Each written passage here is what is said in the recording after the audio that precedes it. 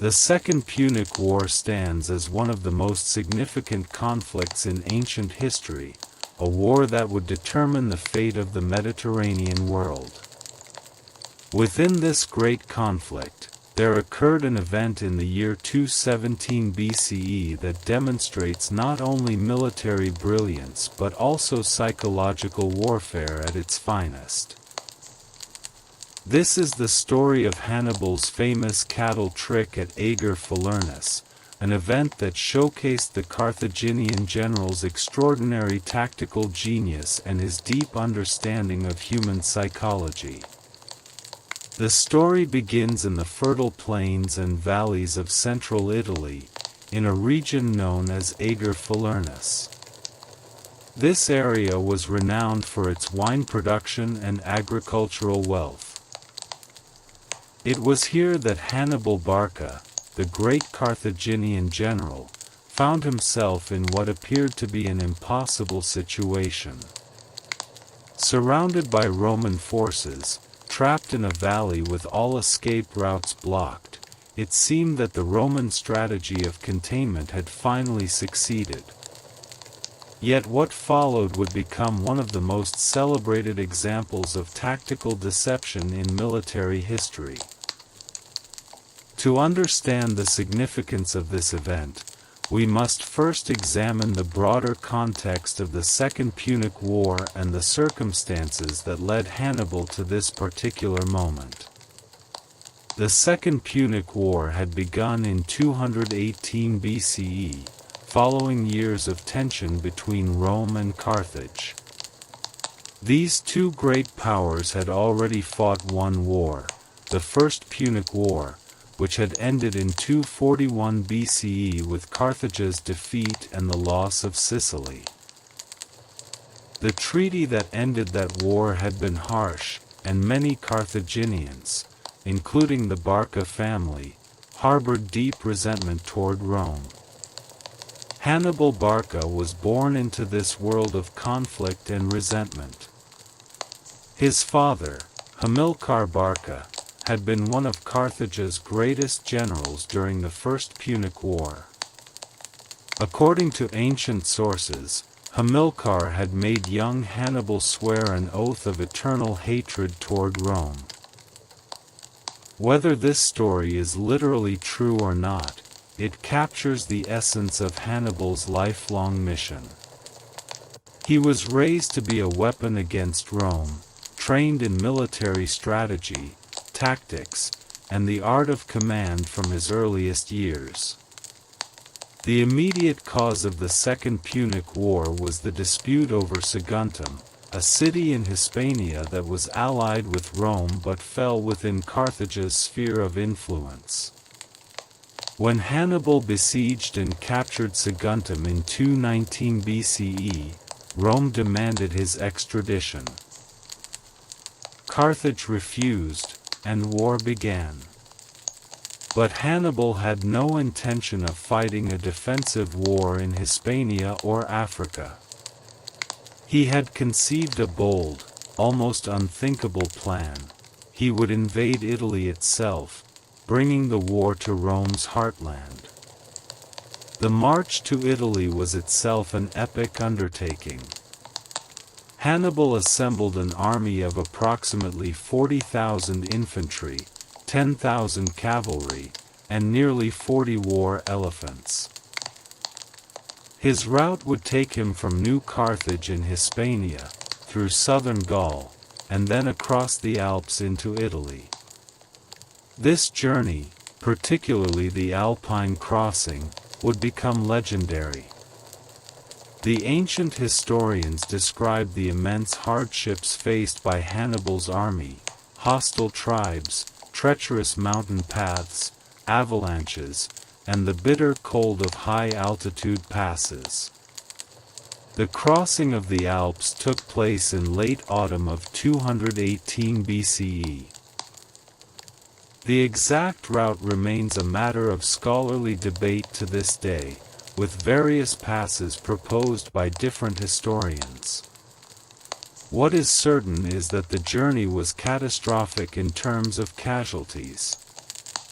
By the time Hannibal emerged on the Italian side of the Alps, his army had been reduced significantly.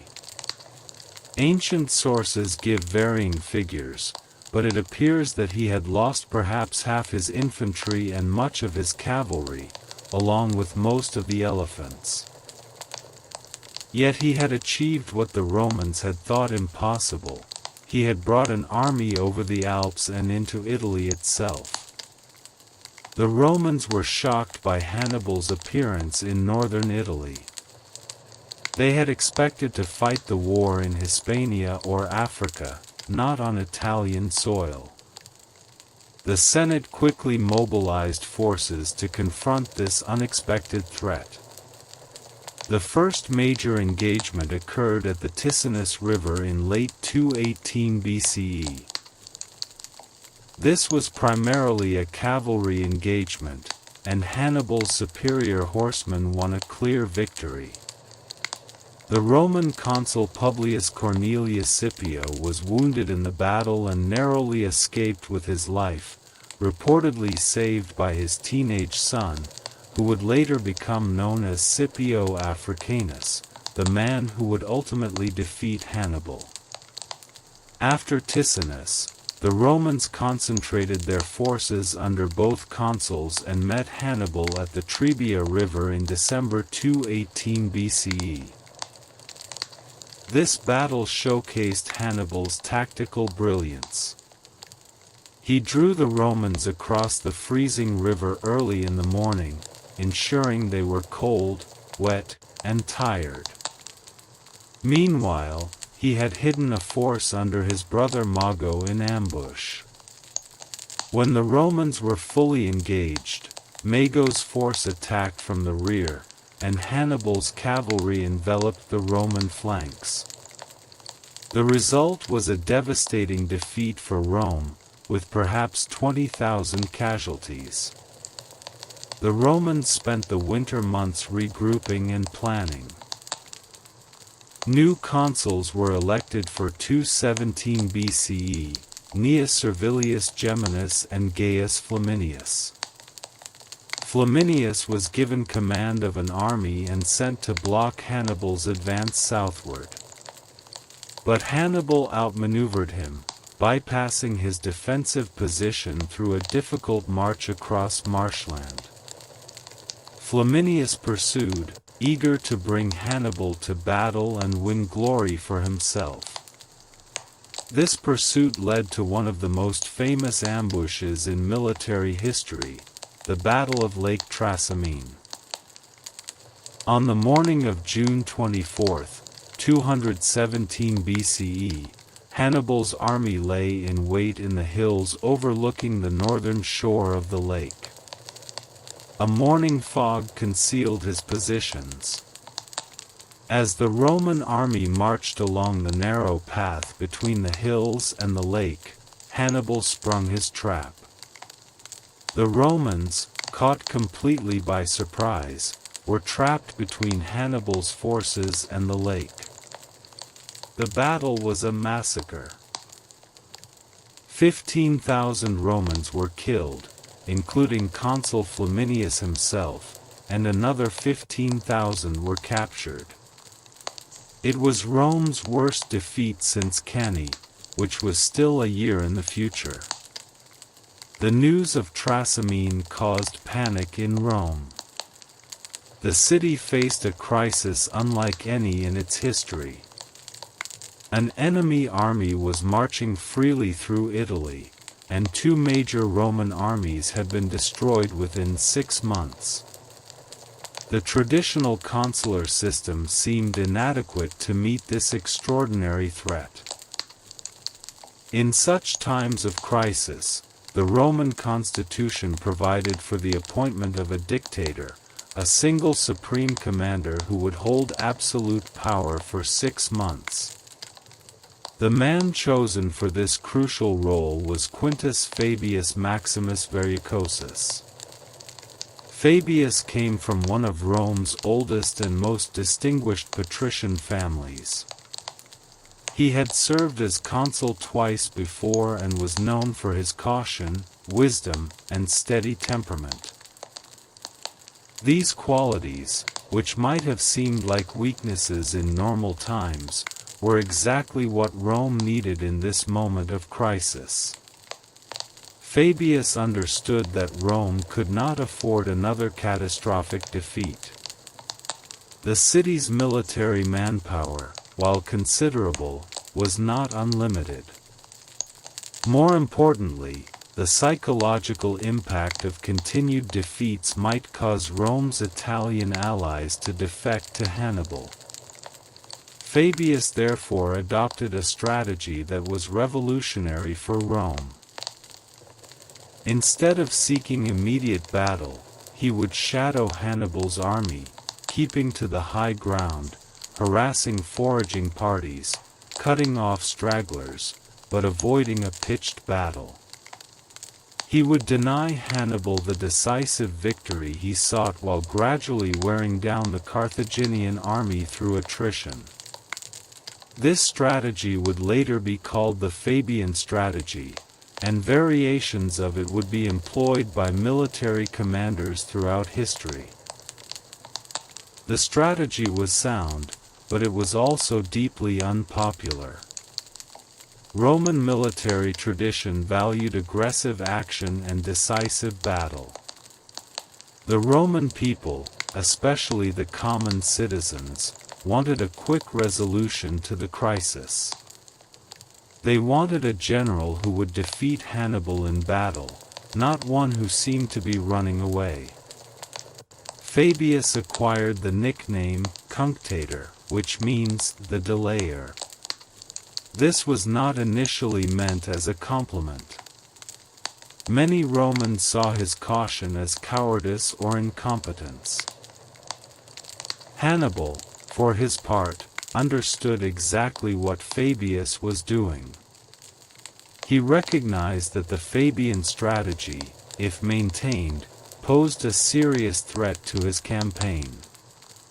Hannibal's army, though victorious in battle, faced significant challenges.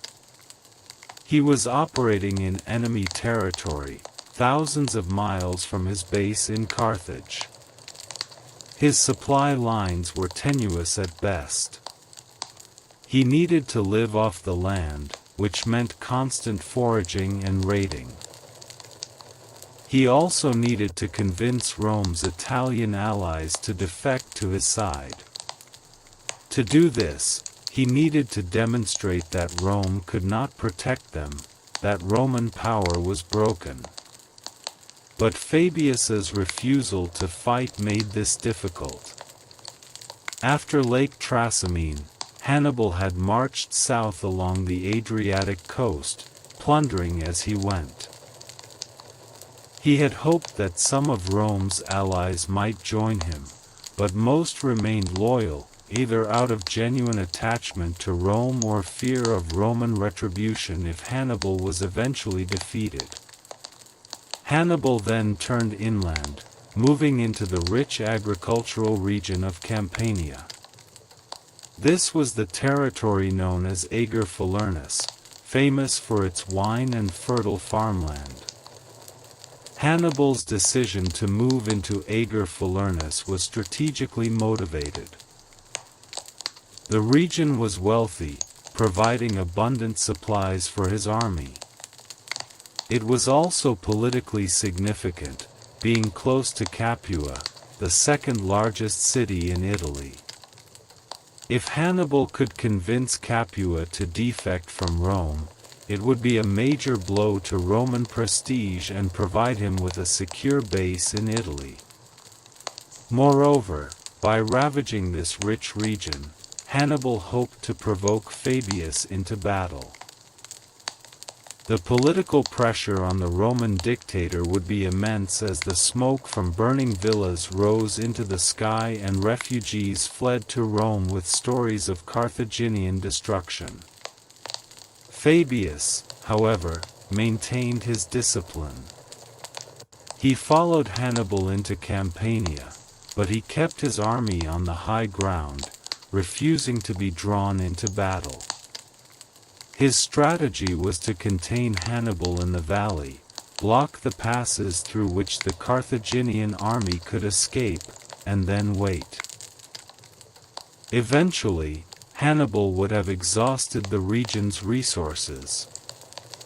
He would be trapped in a valley with a hostile army blocking the exits, and his strategic position would become untenable. The geography of Ager Falernus made this strategy feasible. The region was a valley bordered by mountains and hills. There were only a few passes through which an army could march. Fabius deployed his forces to block these passes, particularly the main pass at Casilinum. He also stationed troops at other strategic points. The trap was set.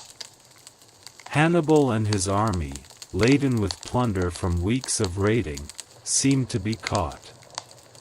Ancient historians describe this as one of the most dangerous moments of Hannibal's Italian campaign. If he could not escape the trap, his army might be forced into a disadvantageous battle or even starved into submission. It was at this moment that Hannibal conceived the plan that would become famous as the cattle trick or the ox ruse.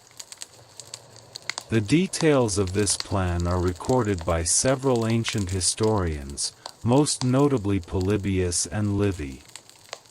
While some details vary between accounts, the essential story remains consistent.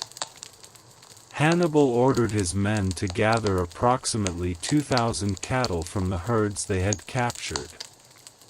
These were working oxen, strong animals used for plowing and transport. He then had his soldiers bind bundles of dried wood and brush to the horns of these animals. These were essentially large torches, prepared but not yet lit. As darkness fell, Hannibal set his plan in motion. The army prepared to move toward the pass that was blocked by Roman forces. The cattle, with their torch-laden horns, were driven ahead of the main army. A special force of light infantry, numbering perhaps 2,000 men, accompanied the cattle. These were soldiers skilled in irregular warfare, able to fight in darkness and rough terrain. As they approached the hills near the Roman-held pass, the torches on the cattle's horns were lit. The effect was immediate and dramatic. The cattle, terrified by the fire burning near their heads, went wild. They stampeded up the hillsides, their burning horns creating the appearance of thousands of torches moving in the darkness. From the Roman position, it must have seemed as though a vast army was attempting to outflank them by moving through the hills in the night. The visual effect of 2,000 burning torches spread across the dark hillsides would have been impressive and confusing. The Roman soldiers guarding the pass were thrown into confusion. They could see lights moving on the hills above and around them.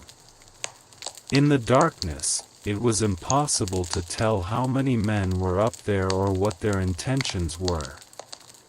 Were they being outflanked? Was this the main Carthaginian army attempting to break out through an unexpected route?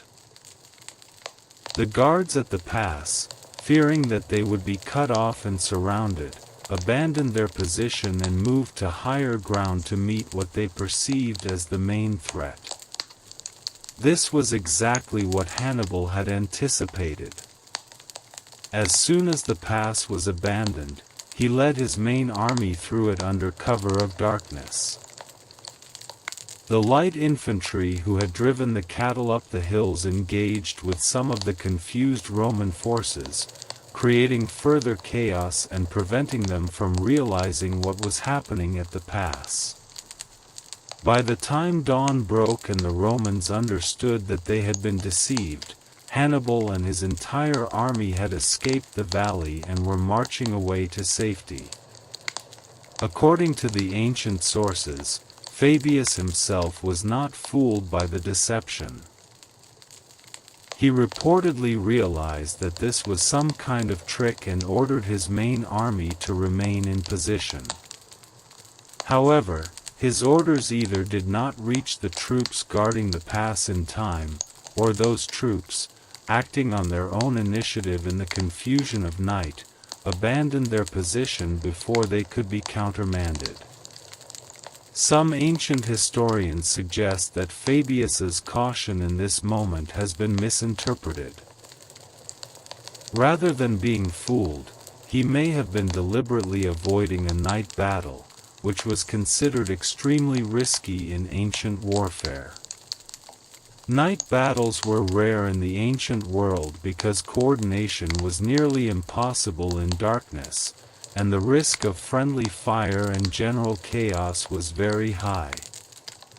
The psychological dimensions of Hannibal's trick are particularly interesting. Modern military historians often point to this event as an example of what we would now call information warfare, or psychological operations. Hannibal demonstrated a deep understanding of how people perceive and interpret information under stress. The Roman soldiers at the pass were in a state of heightened alert, knowing they were facing one of history's greatest military commanders. In this state of anxiety, they interpreted ambiguous sensory information in the way that seemed most threatening. The burning torches on the hills could have meant many things, but tired soldiers in the middle of the night, already nervous and fearful, interpreted them as a major threat requiring immediate response. Moreover, Hannibal's plan exploited a fundamental weakness in Roman military organization. While Roman armies were highly disciplined and effective, they depended on clear chains of command and good communication. In the confusion of a night operation, with their commander some distance away, the soldiers at the pass had to make quick decisions based on incomplete information. Hannibal had created a situation where the Romans' own doctrine and training worked against them. Their natural inclination to meet a perceived threat, their fear of being outflanked and surrounded, led them to abandon the very position they were supposed to hold. The escape from Ager Falernus was a significant victory for Hannibal, though it involved no actual battle. He had been in a strategically dangerous position, potentially trapped by a superior force, and had extricated his army without significant losses. More importantly, he had done so in a way that demonstrated his superior generalship and made the Romans look foolish. The psychological impact of this cannot be overstated. Hannibal's reputation among his own soldiers would have been enhanced, while Roman morale would have suffered another blow. For Fabius, the escape was embarrassing but not catastrophic. His fundamental strategy remained sound. He had prevented Hannibal from achieving a decisive victory, had preserved the Roman army intact, and had demonstrated that Hannibal could be contained, even if not defeated. However, the political pressure on Fabius continued to mount. His 6-month term as dictator was approaching its end, and many Romans remained critical of his cautious approach. They wanted a general who would fight, not one who would shadow and delay. The criticism of Fabius came from multiple directions. The common people, as mentioned, saw his caution as cowardice and yearned for a more aggressive commander. The aristocracy, meanwhile, was divided. Some understood and supported Fabius's strategy, recognizing that it was preserving Roman strength for the long term. Others, however, were motivated by personal ambition and political rivalry. They saw an opportunity to gain glory and advance their careers by defeating Hannibal in battle, and they resented Fabius for denying them that opportunity. Even Fabius's master of horse, his second in command, proved troublesome. This was Marcus Minucius Rufus, a man of more aggressive temperament than his superior. Minucius won a small engagement against part of Hannibal's army and was hailed as a hero in Rome. The popular assembly, in an unprecedented move, voted to make Minucius co-dictator with Fabius, giving him equal authority. This division of command could have been disastrous, but Fabius handled it with characteristic patience and wisdom. He agreed to split the army, each commander taking 2 legions. Shortly after, Hannibal lured Minucius into an ambush. Only Fabius's intervention, bringing his legions to support Minucius, prevented a complete disaster. After this narrow escape, Minucius acknowledged his error and voluntarily subordinated himself to Fabius once again. The ox trick at Ager Falernus needs to be understood within this broader context of the Fabian strategy and the politics of Rome during the crisis of the Second Punic War. It was not just a clever tactical maneuver, it was a psychological operation designed to undermine Roman confidence and to demonstrate that even when apparently trapped, Hannibal could outwit his opponents. The trick succeeded not because the Romans were foolish or incompetent, but because Hannibal understood human psychology and created a situation where reasonable men would make the wrong decision based on the information available to them. The historical sources for this event come primarily from Polybius and Livy, two ancient historians who wrote about the Second Punic War. Polybius, a Greek historian who lived in the 2nd century BCE, is generally considered the more reliable source. He wrote only a few decades after the events he described, had access to eyewitnesses and participants, and was himself an experienced military man who understood tactics and strategy. Polybius treats the ox trick as a real historical event and provides a relatively straightforward account of it. Livy, writing in the late 1st century BCE and early 1st century CE, more than a century after Polybius, provides a more dramatic and detailed account. Livy was a brilliant writer and storyteller, but modern historians generally consider him less reliable than Polybius for military details.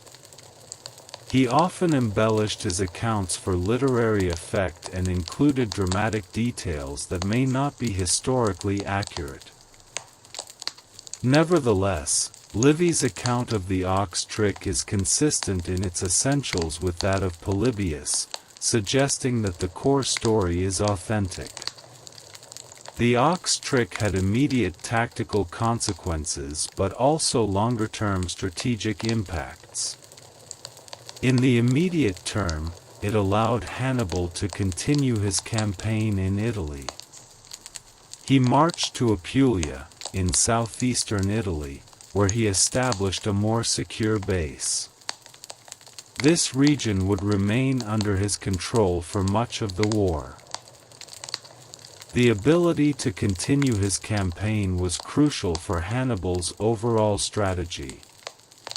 He needed to remain a threat in Italy, to demonstrate that Rome could not protect its allies, and to encourage defections to his side.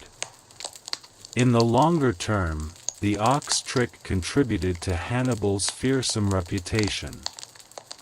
Stories of this clever deception spread throughout Italy and beyond. For Hannibal's soldiers, it was another example of their commander's brilliance, reinforcing their confidence in him. For Rome's Italian allies, it was further evidence that Rome might not be able to protect them from this formidable enemy. For the Romans themselves, it was yet another humiliation in a year full of disasters. However, we should also note that the ox trick, clever as it was, did not fundamentally alter the strategic situation. Hannibal remained in Italy, far from his base, with limited supplies and no clear path to final victory. He had won battles, he had escaped traps, but he had not broken Rome's will to resist. Rome, despite suffering terrible defeats, continued to raise new armies. The Roman Confederation, despite Hannibal's best efforts, largely held together. Most of Rome's Italian allies remained loyal, whether out of conviction or fear. This brings us to a crucial point about the Second Punic War and Hannibal's strategy. Modern historians debate what exactly Hannibal was trying to achieve in Italy. His tactical goals were clear: defeat Roman armies, ravage Roman territory, encourage defections among Rome's allies. But what was his ultimate strategic objective? Did he intend to destroy Rome completely? Did he hope to force a favorable peace treaty? Did he expect reinforcements from Carthage that would give him the strength to besiege Rome itself? The truth is that we do not know for certain what Hannibal's ultimate plan was, because he never achieved it.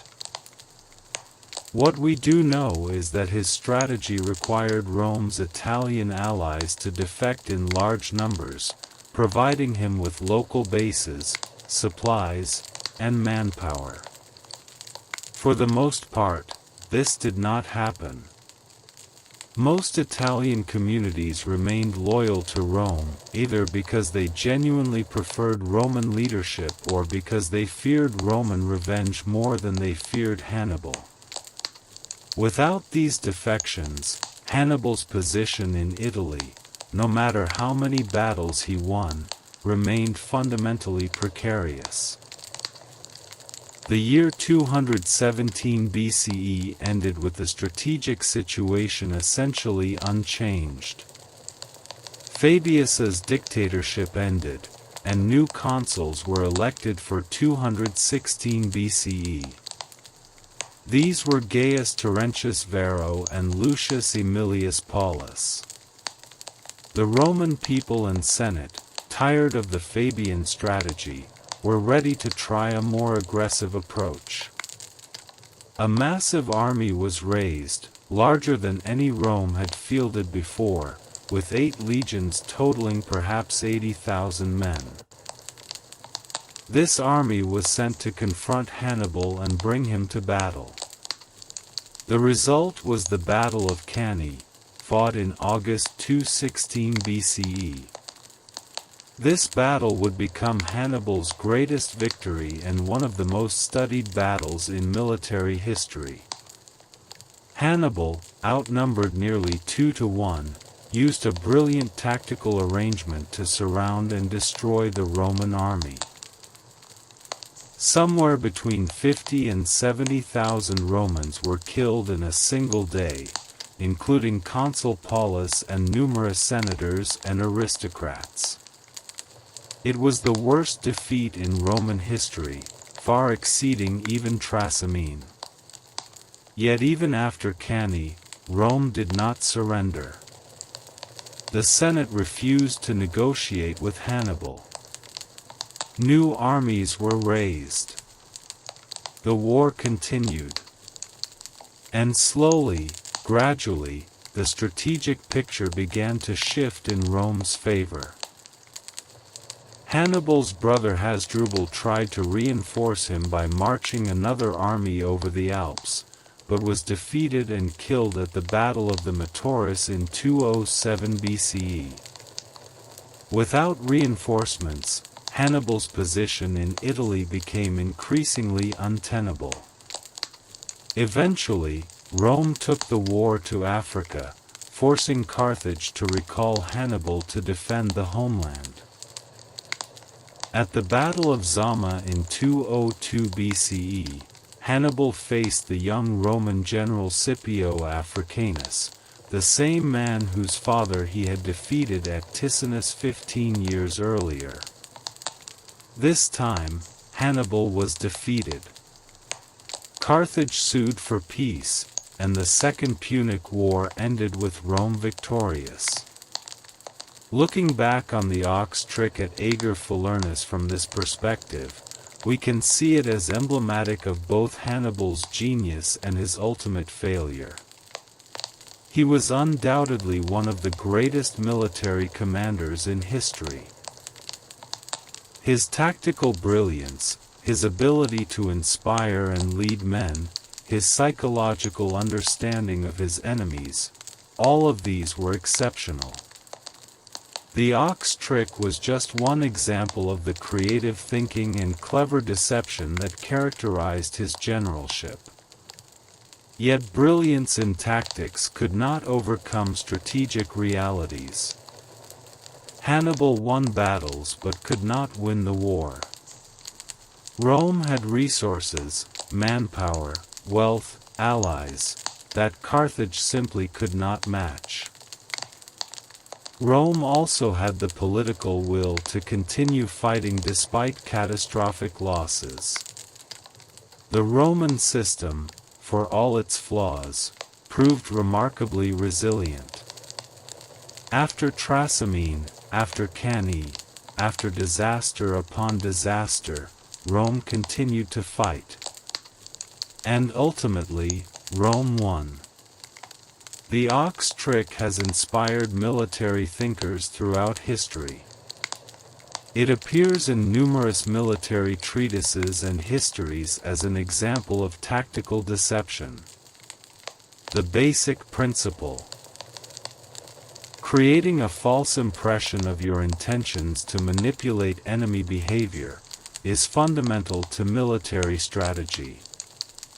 In more recent times, we might call this spoofing or deception operations.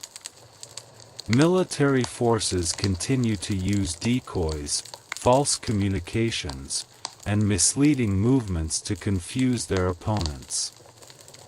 During World War II, for example, the Allies conducted elaborate deception operations before D-Day to convince the Germans that the invasion would come at Pas-de-Calais rather than Normandy. They created dummy armies, false radio traffic, and misleading intelligence reports. These operations, codenamed Fortitude, helped ensure the success of the Normandy landings by keeping German reserves away from the actual invasion beaches. The principle was the same as Hannibal's ox trick: make your enemy see what you want them to see, and they will act accordingly. The psychological aspects of the ox trick are also worth examining in more detail. Hannibal's plan exploited several cognitive biases and perceptual limitations. First, there is the simple fact that human perception is limited, especially at night. The Roman soldiers could see lights moving on the hillside, but they could not determine what those lights represented. In the absence of clear information, they had to interpret what they saw. Second, there is the phenomenon of threat perception under stress. When people are anxious or fearful, they tend to interpret ambiguous information in threatening ways. This is an evolved response that has survival value. it is better to perceive a threat that does not exist than to fail to perceive one that does. The Roman soldiers, knowing they were facing Hannibal and aware that he was seeking to escape the valley, would naturally interpret mysterious lights as a threat. Third, there is the pressure of time. The soldiers at the pass did not have the luxury of carefully investigating before making a decision. They had to act quickly based on the information they had. In such situations, people rely on heuristics, mental shortcuts that allow for quick decision-making. Unfortunately, these shortcuts can lead to errors, especially when facing an opponent who understands how to exploit them. Fourth, there is the role of expectations and prior beliefs. The Romans expected Hannibal to try something clever. His reputation preceded him. This expectation made them more likely to interpret the burning torches as part of a sophisticated plan, which it was, but not the plan they thought it was. They expected to be outflanked, so when they saw lights on the hillside, they concluded they were being outflanked. Finally, there is the question of command and control. In modern military terminology, we would say that the Romans suffered from a breakdown in command and control. The soldiers at the pass were separated from their commander, Fabius, and had to make decisions based on their own judgment. While individual initiative can be valuable, it can also lead to problems when subordinates make decisions without full understanding of their commander's intentions. All of these factors combine to create a situation where Hannibal's relatively simple deception, lighting torches on cattle's horns, had an effect far beyond what might be expected.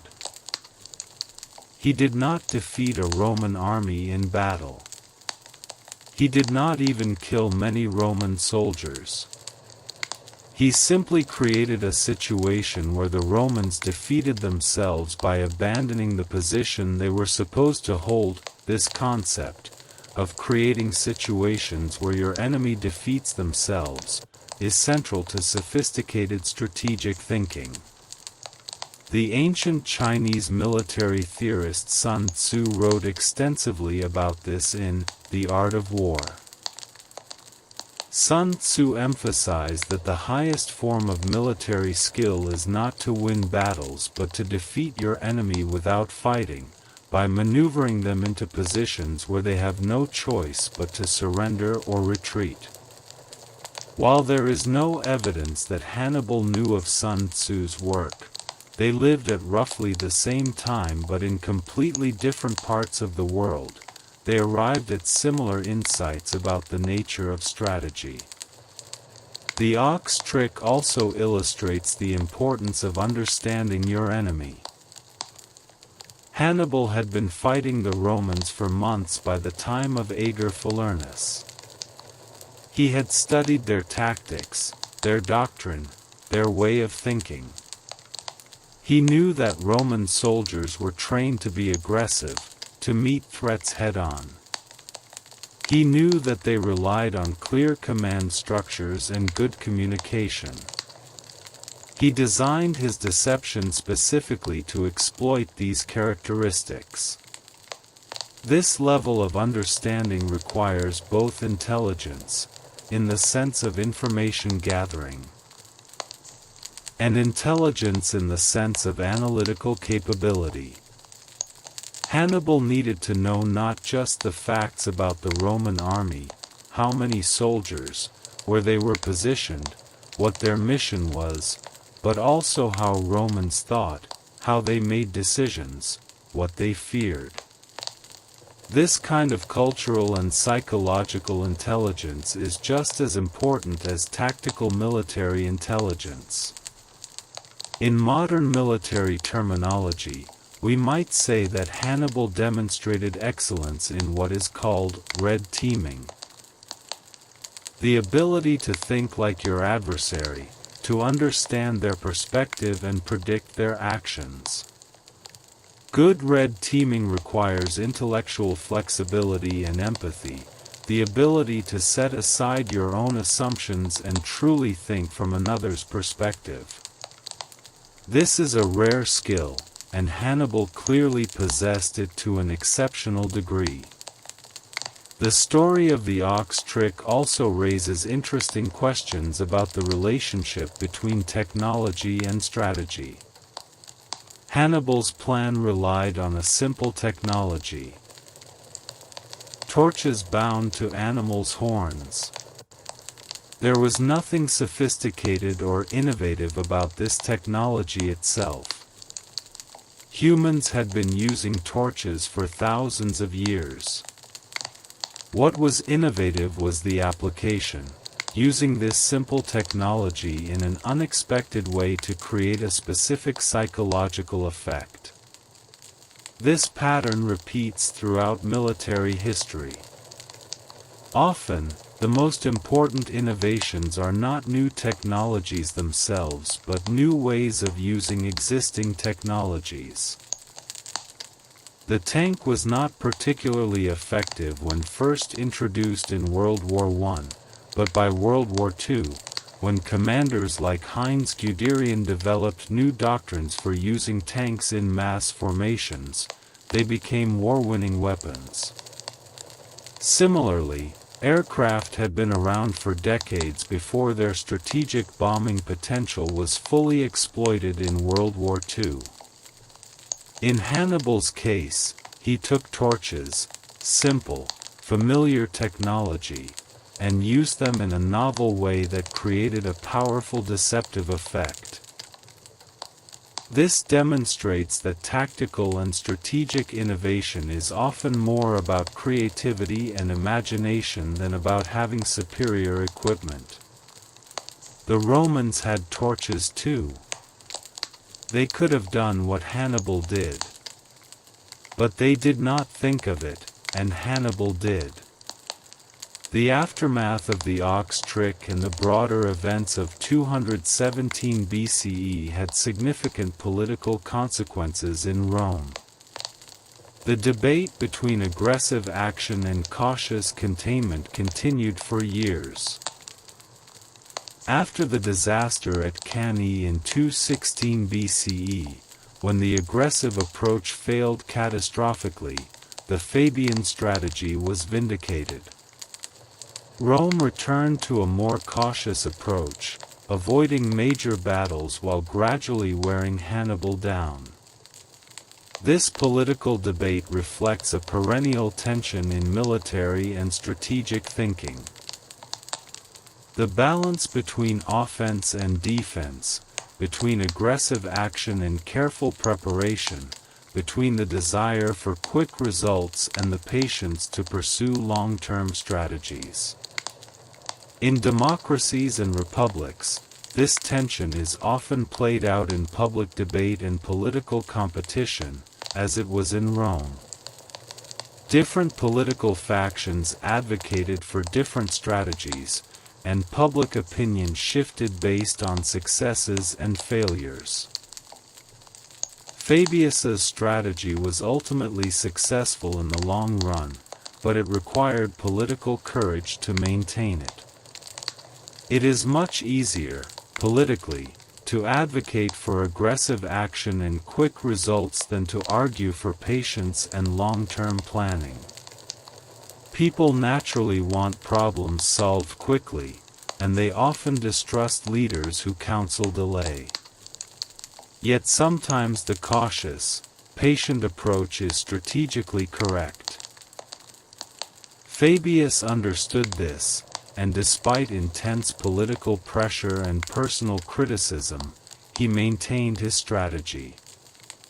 In this sense, Fabius's resistance to public pressure was as important to Rome's eventual victory as any battlefield success. He preserved Roman military power during a critical period when further defeats might have been catastrophic. He gave Rome time to recover, to adjust, to learn from its mistakes. Without Fabius's steadiness during this crisis period, Roman history might have taken a very different course.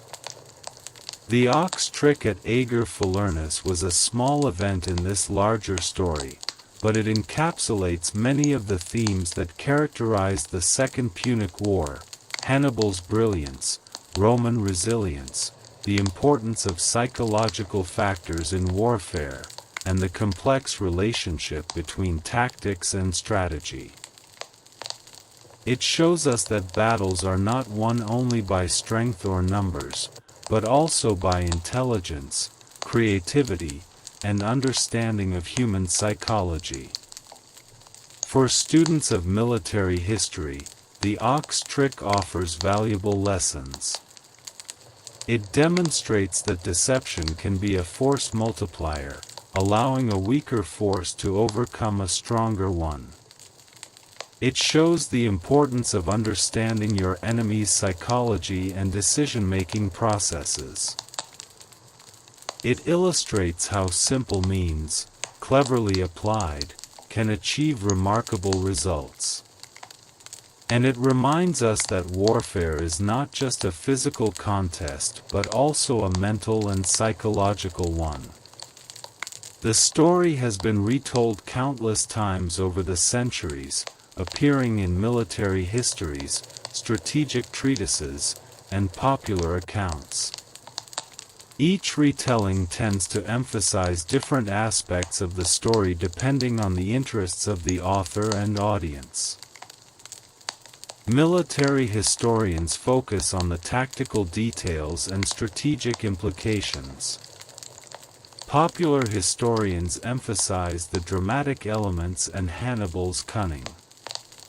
Moralists sometimes use the story to illustrate lessons about wisdom, deception, or the dangers of making hasty decisions. What is remarkable is that a relatively minor incident, the escape from a valley without a major battle, has remained famous for over 2,000 years.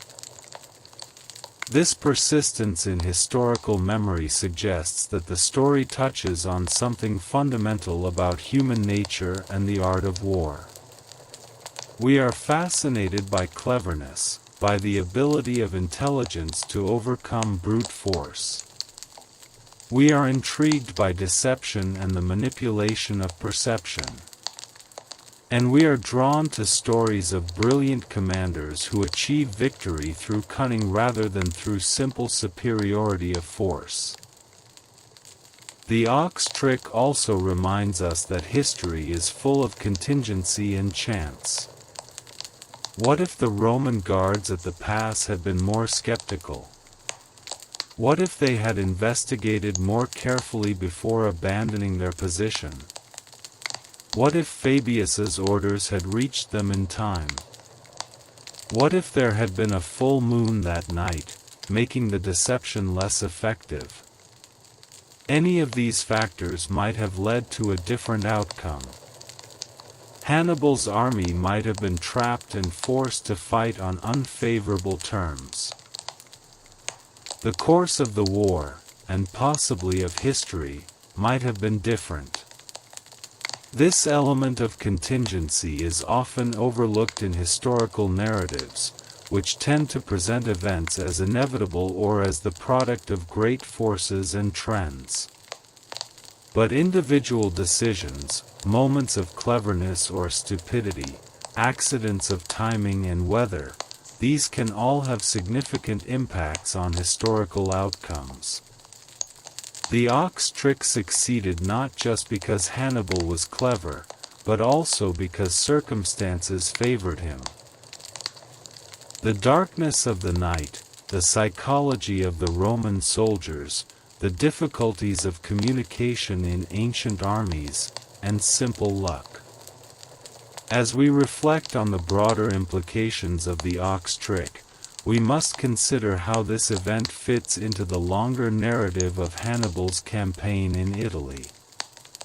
The escape from Ager Falernus occurred roughly at the midpoint of his time in Italy. He had already won spectacular victories at Trebia and Trasimene. He would go on to win his greatest victory at Cannae the following year. Yet despite all these successes, despite all his tactical brilliance, he would ultimately fail to achieve his strategic objectives. This raises one of the great questions of military history: why did Hannibal fail? He was clearly one of the greatest generals who ever lived. His tactical genius is undisputed.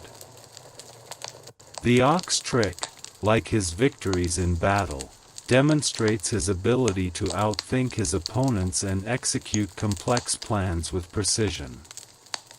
Yet he lost the war. Understanding why requires us to look beyond tactics to the deeper strategic and political dimensions of the conflict. One factor was resources. Rome simply had more manpower, wealth, and material resources than Carthage. After each defeat, Rome could raise new armies. The Roman Confederation in Italy included hundreds of communities, each obligated to provide soldiers when required.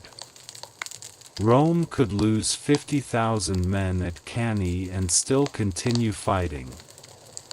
Carthage, operating from a smaller base and with more limited resources, could not match this capacity for sustained warfare. Another factor was political will.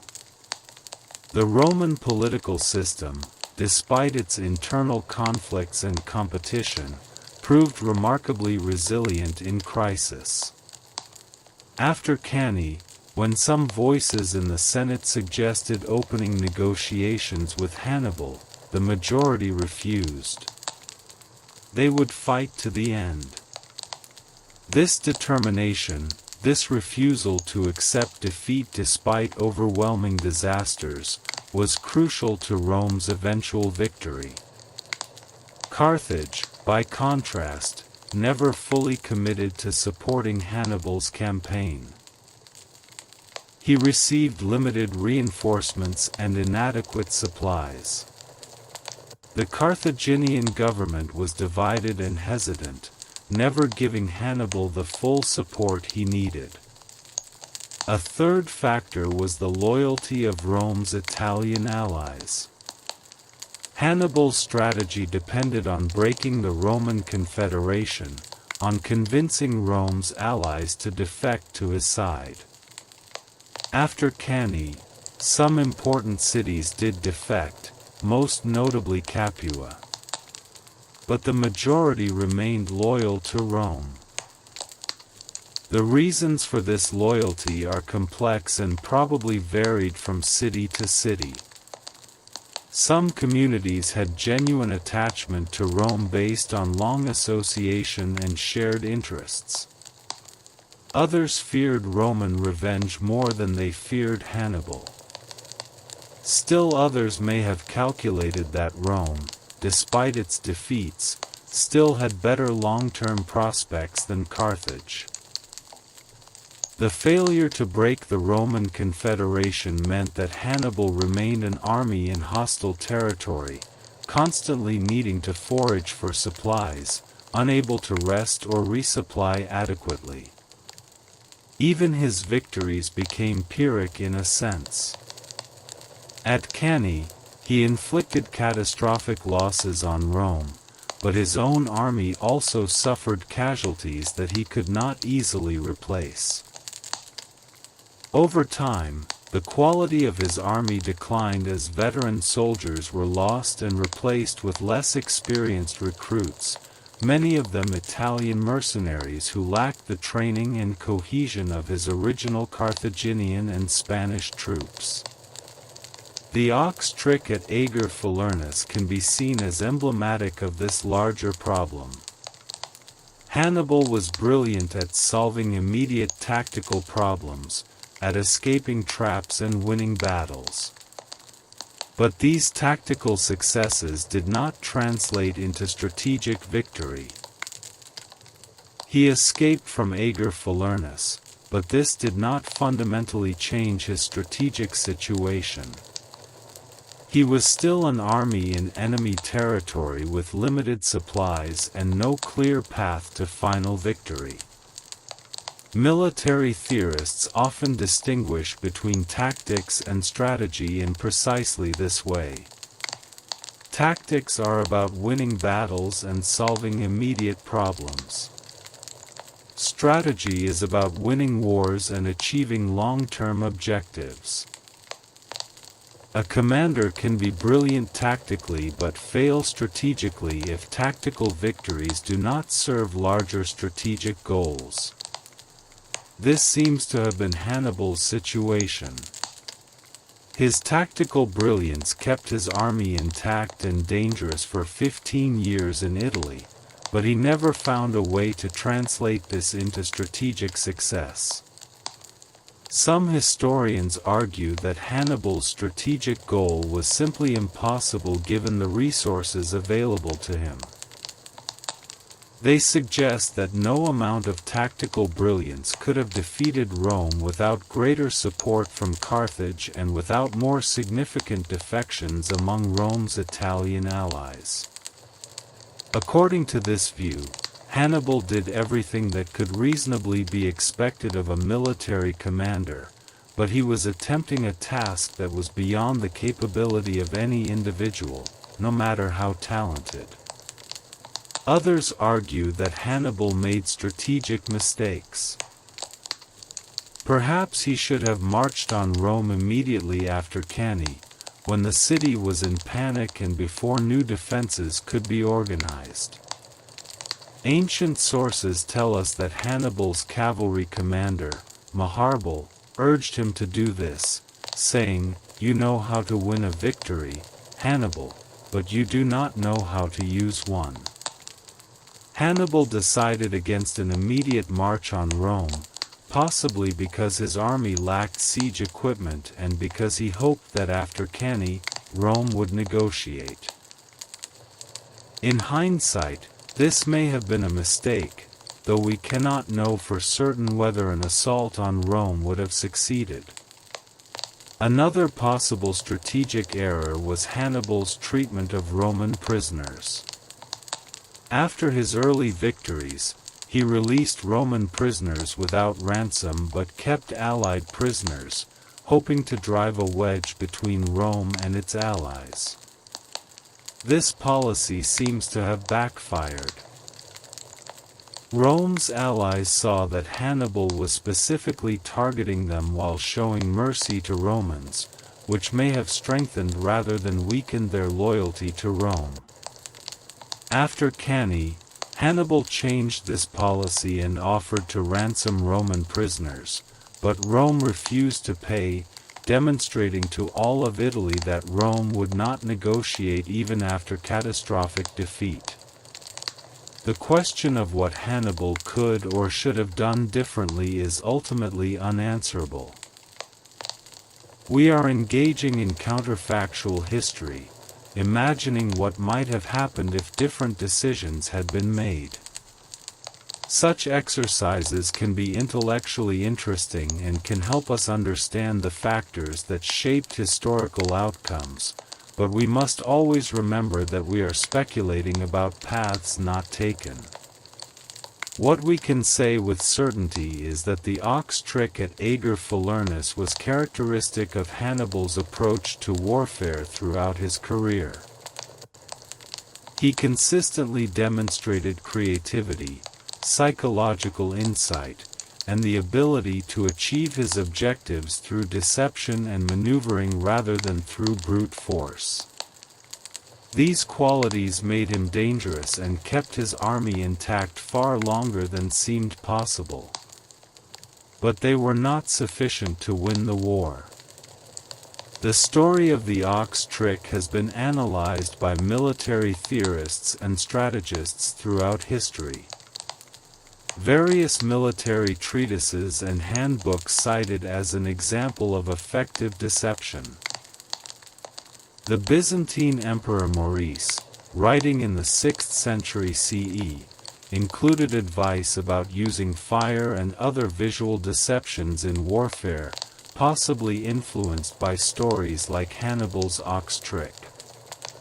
Medieval and Renaissance military writers also referenced the incident as an example of tactical ingenuity.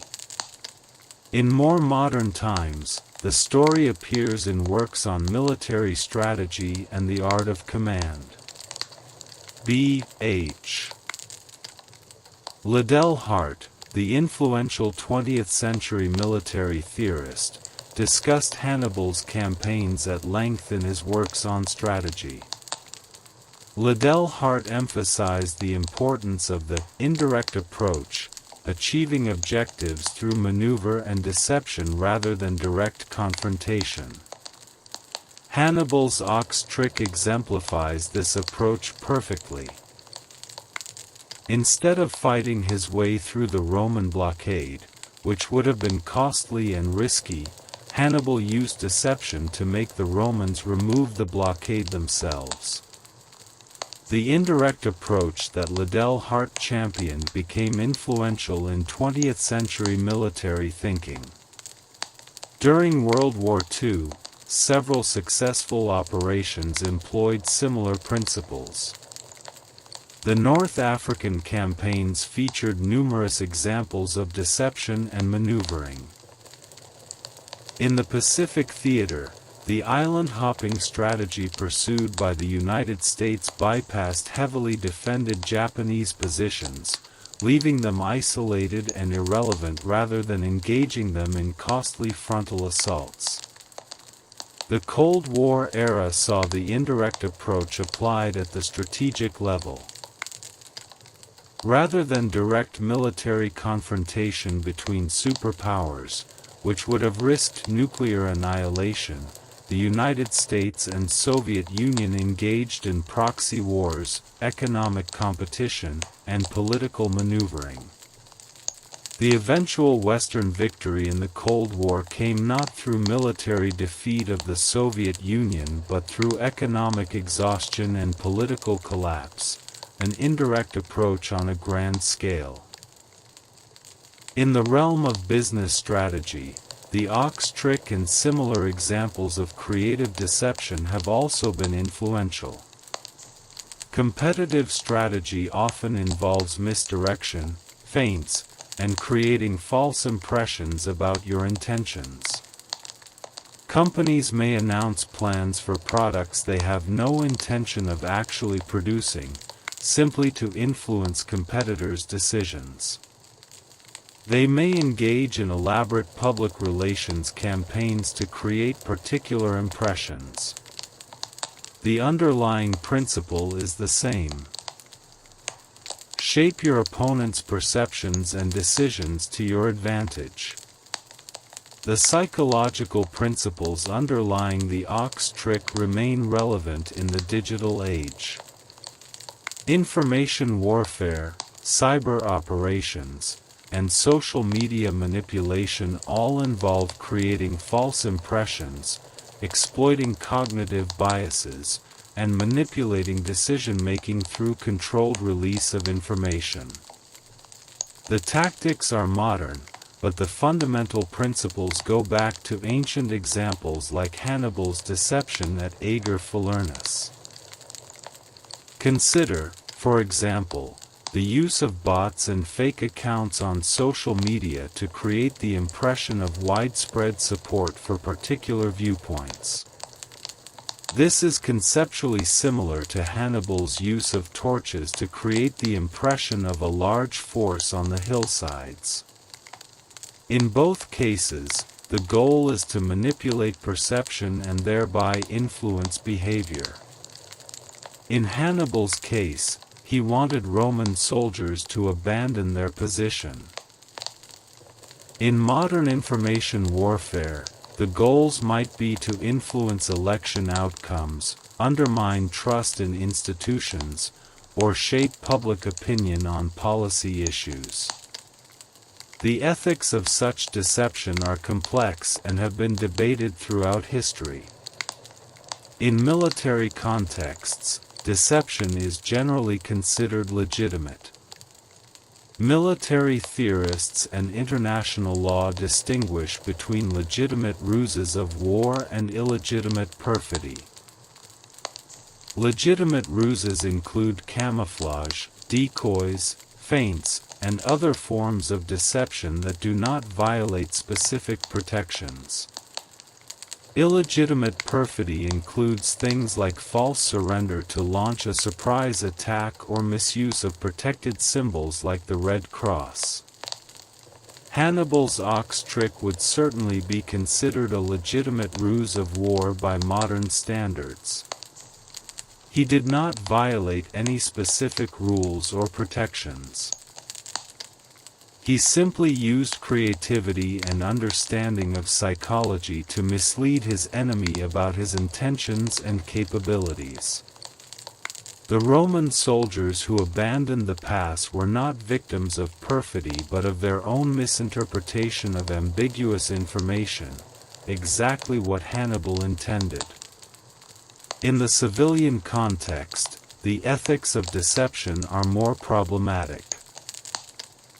While military deception in wartime is accepted, deception in peacetime, in business, in politics, or in personal relationships is often considered unethical. Yet the lines are not always clear. Is a company engaging in legitimate competitive strategy when it announces fake products to confuse competitors, or is this unethical deception? Is a political campaign engaging in legitimate persuasion when it uses selective framing and emphasis to present its candidate favorably, or is this manipulative propaganda? These questions have no simple answers, and different ethical frameworks will reach different conclusions. What we can say is that the human capacity for deception, and the corresponding vulnerability to being deceived, are fundamental aspects of our psychology. Hannibal understood this 2,000 years ago, and his insight remains relevant today. The ox trick also illustrates an important point about innovation and adaptation in warfare. Hannibal was not the first general to use deception, nor would he be the last. Deception has been part of warfare since warfare began. What made Hannibal's use of it noteworthy was his creativity in application and his consistent success. He adapted his tactics to the specific situation, understanding the geography, the enemy's psychology, and the available resources. This kind of adaptive thinking is crucial in any competitive environment. Doctrine and training are important. They provide a foundation and ensure that basic tasks can be performed reliably. But doctrine alone is never sufficient. Successful commanders must be able to adapt to specific circumstances, to see opportunities that doctrine might not address, and to solve novel problems creatively. Hannibal excelled at this kind of adaptive thinking. The Roman military system, while highly effective in many ways, was sometimes slow to adapt. Roman doctrine emphasized discipline, cohesion, and straightforward tactical approaches. These were strengths in most situations, but they could also be limitations when facing an opponent who operated outside the normal patterns of warfare. Hannibal consistently did things that Roman doctrine did not anticipate, forcing the Romans to react to unexpected situations. Over time, the Romans learned. By the end of the Second Punic War, Roman commanders like Scipio Africanus had studied Hannibal's methods and learned to counter them. Scipio even adopted some of Hannibal's tactical innovations for his own use. This adaptive learning was crucial to Rome's eventual victory. It demonstrates that even against a tactical genius like Hannibal, systematic learning and adaptation could eventually level the playing field. The relationship between individual genius and institutional capability is a recurring theme in military history. Hannibal was a genius, but he was fighting against an institution, the Roman Republic, that had remarkable capacity for organizational learning and adaptation. In the short term, individual genius can overcome institutional advantages. Hannibal won battles against larger Roman armies through his superior tactics and leadership. But in the long term, a strong institution can often outlast even the most brilliant individual. Rome could survive defeats and learn from them. Hannibal could not afford to lose even once. This dynamic appears throughout history. Napoleon Bonaparte was another military genius who won spectacular victories through tactical brilliance and innovative strategy. Yet ultimately, he was defeated by coalitions of states that, while perhaps lacking his individual genius, had greater resources and could sustain longer campaigns. Nazi Germany in World War II was initially successful through innovative tactics and operational skill, but was ultimately overwhelmed by the greater resources and industrial capacity of the Allied powers. The lesson is not that individual brilliance is unimportant. Clearly it matters greatly. But it is rarely sufficient by itself. Sustainable military success requires not just tactical genius but also adequate resources, political support, institutional capacity, and strategic vision. Hannibal had tactical genius in abundance but lacked some of these other elements.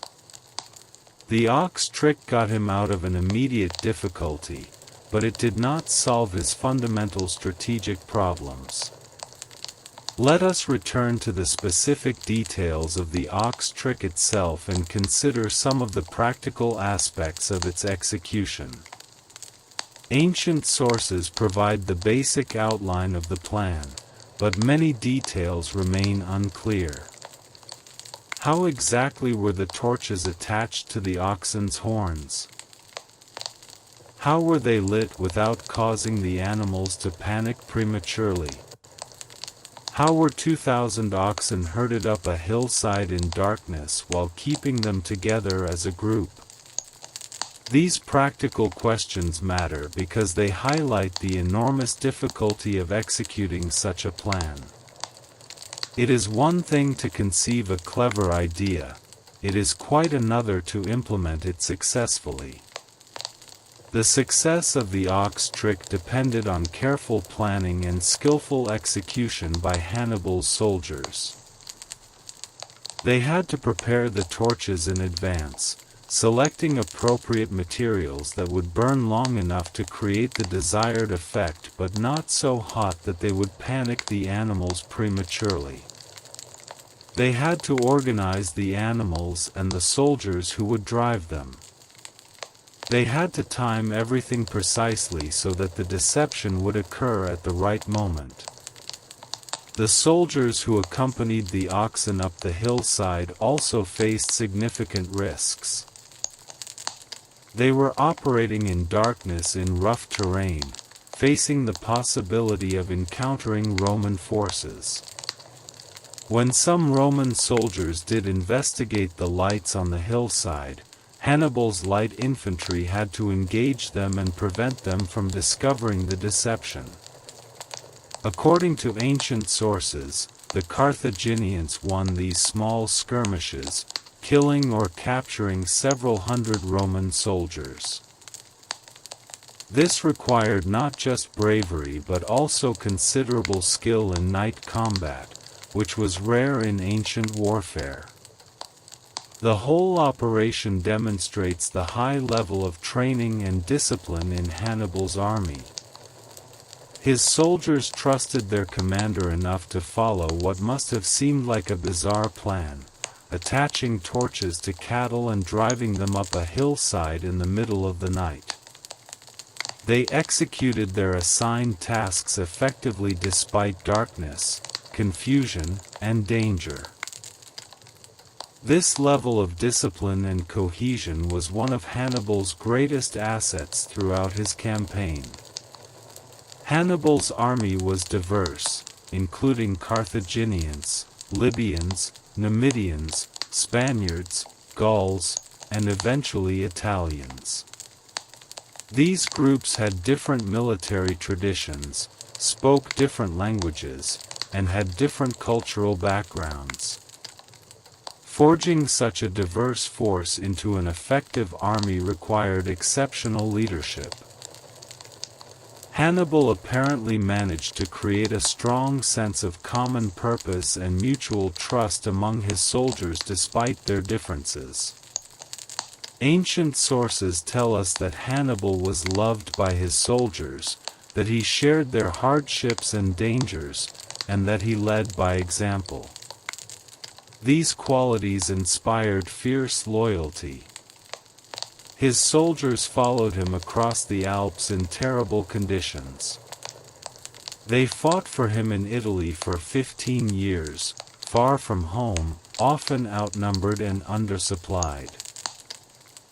They executed complex tactical plans like the ox trick because they trusted him. This kind of personal leadership is rare and precious in any era. The contrast with some Roman commanders is instructive. Consul Flaminius, who was killed at Lake Trasimene, was reportedly arrogant and dismissive of advice. He ignored warnings and omens, and he failed to conduct proper reconnaissance before marching into Hannibal's ambush. His relationship with his soldiers appears to have been more distant and formal. While Roman discipline was generally excellent, it was based more on institutional training and tradition than on personal bonds between commanders and soldiers. Fabius, on the other hand, while not loved by his soldiers in the way Hannibal was, earned their respect through his steadiness and through results. After the near disaster with Minucius, when Fabius rescued him from Hannibal's trap, even critics had to acknowledge Fabius's wisdom. Scipio Africanus, who would ultimately defeat Hannibal, combined Roman discipline with some of Hannibal's charismatic leadership qualities. He studied his men as well as his enemies, understanding what motivated them and how to inspire them. These considerations of leadership bring us to questions about Hannibal as a person. Who was this man who conceived and executed the ox trick? What was he like as an individual? Ancient sources provide some information, though we must always be cautious about their reliability. Ancient historians often invented speeches and details to fit their narrative purposes. What seems clear is that Hannibal was highly intelligent, well-educated, and culturally sophisticated. He spoke several languages fluently, including Punic, Greek, and probably some Latin. He was interested in Greek culture and philosophy. During his later years in exile, he conversed with Greek intellectuals and wrote about his military experiences, though these writings have not survived. He was not simply a warrior but a thoughtful person who reflected on his experiences and their meaning. At the same time, Hannibal could be ruthless when necessary. He executed soldiers for cowardice or disloyalty.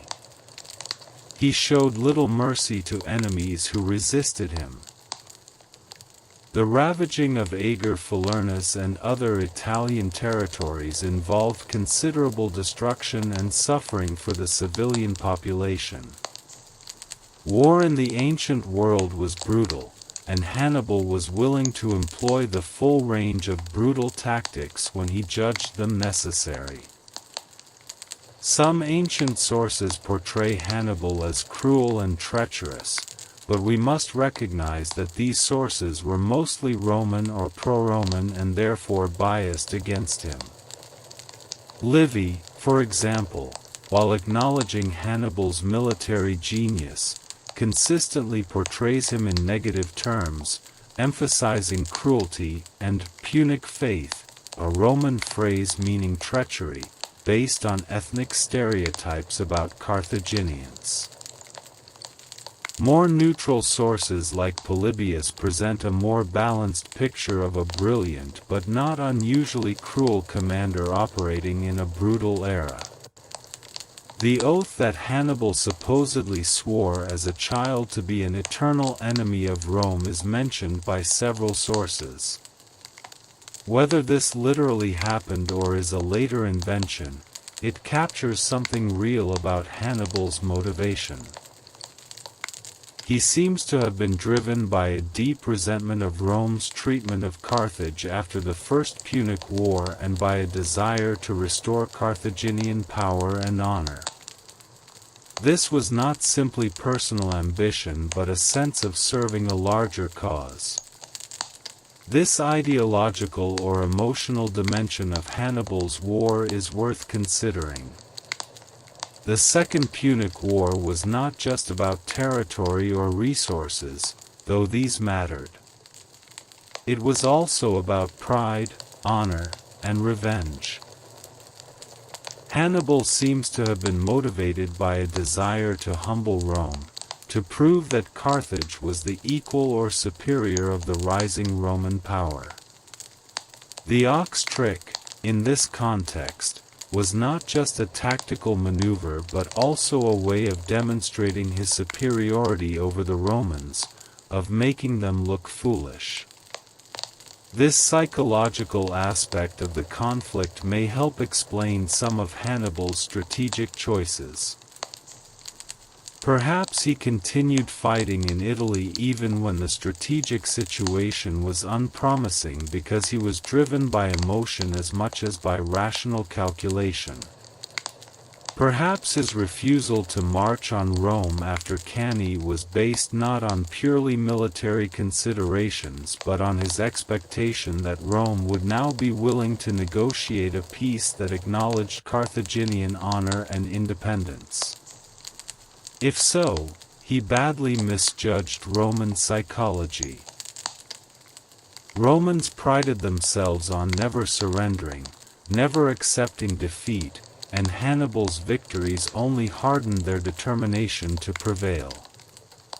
The ox trick can thus be seen as a microcosm of the entire war, a brilliant tactical success that served Hannibal's short-term needs but did not address his fundamental strategic problems. He escaped from Ager Falernus, but he was still trapped in a larger strategic impasse. He humiliated the Romans, but this only made them more determined to defeat him eventually. As we consider the long-term impact of the Second Punic War, we must acknowledge that Rome's victory had enormous historical consequences. Had Carthage won, the entire history of Western civilization would have been different. There would have been no Roman Empire. The political, legal, and cultural traditions that Rome spread throughout Europe and the Mediterranean would not have developed in the same way. The rise of Christianity as a major world religion might not have occurred, since Christianity spread largely through Roman imperial structures. This is not to say that a Carthaginian victory would necessarily have been worse for humanity. We cannot know what kind of civilization Carthage might have built had it defeated Rome. Carthaginian culture, about which we know relatively little since most sources are Roman and often hostile, might have produced achievements equal to or greater than those of Rome. But it would have been different, and the world we know today is shaped fundamentally by Roman victory in the Second Punic War. The ox trick at Ager Falernus thus occupies an interesting position in historical memory. It is a famous incident from a war that was of world historical importance. Yet the incident itself, while tactically clever, had limited strategic impact. Hannibal escaped a trap, continued his campaign, won more victories, and ultimately failed to achieve his objectives. The ox trick is remembered not because it changed the outcome of the war but because it illustrates qualities, cleverness, creativity, psychological insight, that we admire and that were characteristic of one of history's great commanders. There is perhaps a lesson here about historical memory and what we choose to remember. We remember the ox trick because it makes a good story. It has drama, ingenuity, and a satisfying element of the clever underdog outwitting the powerful opponent. The larger strategic realities of the war, the slow grinding down of Hannibal's army, the logistical challenges, the political maneuvering, the economic factors, are less dramatic and harder to capture in narrative form. Yet these factors were ultimately more important than any single tactical trick. This raises questions about how we study and understand history. Narrative history tends to focus on dramatic events, colorful personalities, and decisive moments. This makes for engaging reading and helps us connect emotionally with the past. But it can also distort our understanding by overemphasizing the role of individual actions and dramatic incidents while underemphasizing the slower-moving structural factors that often matter more in determining outcomes. Academic historians have long grappled with this tension between narrative and analysis, between the particular and the general, between individual agency and structural forces. Some historians focus on great men and decisive battles, arguing that history is shaped primarily by the choices and actions of exceptional individuals. Others emphasize long-term trends, economic factors, technological change, and social structures, arguing that individual actions matter less than we typically assume. The truth probably lies somewhere between these extremes. Hannibal's genius mattered. Without his exceptional abilities, Carthage would never have come as close as it did to defeating Rome. The ox trick worked because Hannibal conceived it and his well-trained soldiers executed it. But individual genius was not enough to overcome Rome's advantages in resources, manpower, and political cohesion. The war's outcome was determined by both individual actions and structural factors, by both brilliant tactics and underlying strategic realities. As we near the end of this long reflection on the ox trick at Ager Falernus, it is worth considering what lessons, if any, this ancient incident holds for us today. The specific tactical details are obviously obsolete. No modern military commander will be attaching torches to cattle to deceive enemies. But the underlying principles remain relevant. The importance of understanding psychology, both your own and your opponent's, remains crucial in any competitive endeavor. The value of creativity and thinking outside conventional patterns continues to provide advantages. The principle that perception and reality are not the same thing, and that shaping perception can be as important as changing reality, applies in many domains beyond military conflict. These insights, illustrated by Hannibal's ox trick, remain valuable today. At the same time, we should not overlearn the lessons or become too impressed by tactical cleverness. The ox trick did not win the war for Hannibal. Brilliant tactics in service of flawed strategy will ultimately fail. This lesson is perhaps even more important than the tactical lessons. Organizations and individuals need not just clever solutions to immediate problems but also sound strategic vision and the resources to pursue it effectively over time. In our own lives, we face situations that require both tactical skill and strategic wisdom. We need to solve immediate problems, but we also need to ensure those solutions serve our long-term goals. We need creativity and cleverness, but we also need persistence, resources, and the ability to maintain effort over extended periods. The story of Hannibal and the ox trick reminds us that exceptional talent and brilliance, while valuable, are not sufficient by themselves for ultimate success. The ox trick endures in memory as an example of human ingenuity, of the power of creative thinking to solve apparently insoluble problems. In a moment of crisis, when trapped with no apparent escape, Hannibal conceived a plan that exploited his enemy's psychology and perceptual limitations. Through careful execution, he turned what seemed like certain defeat into a successful escape. This deserves to be remembered and celebrated as an example of human cleverness at its best. Yet we must also remember the larger context and the ultimate outcome. Hannibal's genius could win battles but not the war. His tactical brilliance could solve immediate problems but not fundamental strategic challenges. Rome's determination, resources, and institutional strength eventually overcame even his exceptional abilities.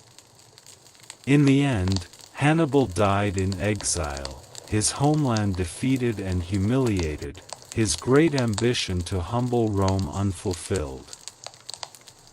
The Romans, whom he had deceived, defeated, and humiliated repeatedly, ultimately prevailed. This is the full story of the ox trick at Ager Falernus, a tale of tactical genius that succeeded brilliantly in its immediate objective but could not overcome larger strategic realities.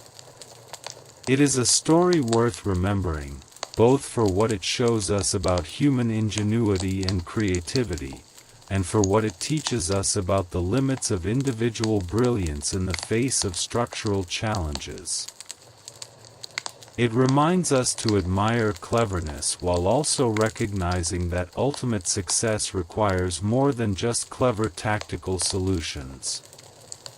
It requires strategic vision, adequate resources, political support, institutional strength, and sustained effort over time. Conclusion. The escape from Ager Falernus through the famous ox trick represents a moment of tactical brilliance in a war that would ultimately be decided by factors beyond tactical genius. Hannibal Barca demonstrated once again why he is remembered as one of history's greatest military commanders. Through a simple but clever deception, he extricated his army from a dangerous position without significant casualties, outwitting the cautious but competent Roman dictator Fabius Maximus. The incident illustrates fundamental principles of military strategy that remain relevant across millennia. The importance of understanding enemy psychology, the value of deception and misdirection, the power of creating false impressions, and the advantage of creative thinking in solving seemingly insoluble problems. These principles have been applied in countless military operations since Hannibal's time and continue to shape military thinking today. Yet the ox trick also reminds us of the distinction between tactics and strategy, between winning battles and winning wars. Hannibal's tactical mastery, while impressive, could not overcome the strategic challenges he faced. Rome's superior resources, its resilient political system, the loyalty of its Italian allies, and its stubborn refusal to accept defeat ultimately proved more important than any amount of tactical brilliance. The story has endured for over 2,000 years not because it changed the course of history, in the grand scheme, it did not, but because it captures essential truths about human conflict, ingenuity, and the eternal contest between creativity and power. It reminds us that cleverness can overcome strength, at least temporarily, and that the human mind is often the most powerful weapon in any conflict. But it also reminds us that cleverness alone is not enough, that sustainable success requires not just brilliant tactics but sound strategy, adequate resources, and the ability to maintain effort over the long term. As we conclude this extended reflection on a single incident from ancient history, we might ask ourselves, what does this story mean for us today? Perhaps it means that we should value creativity and innovative thinking while also recognizing their limitations. Perhaps it means that we should admire tactical genius while also understanding that ultimate success requires more than tactical brilliance. Perhaps it means that we should study the past not just for specific lessons but for the deeper insights it offers into human nature, competition, conflict, and the factors that determine success and failure in human endeavors. The ox trick at Ager Falernus remains, after all these centuries, a perfect example of what one brilliant mind can achieve through creative thinking and psychological insight. It deserves to be studied and remembered.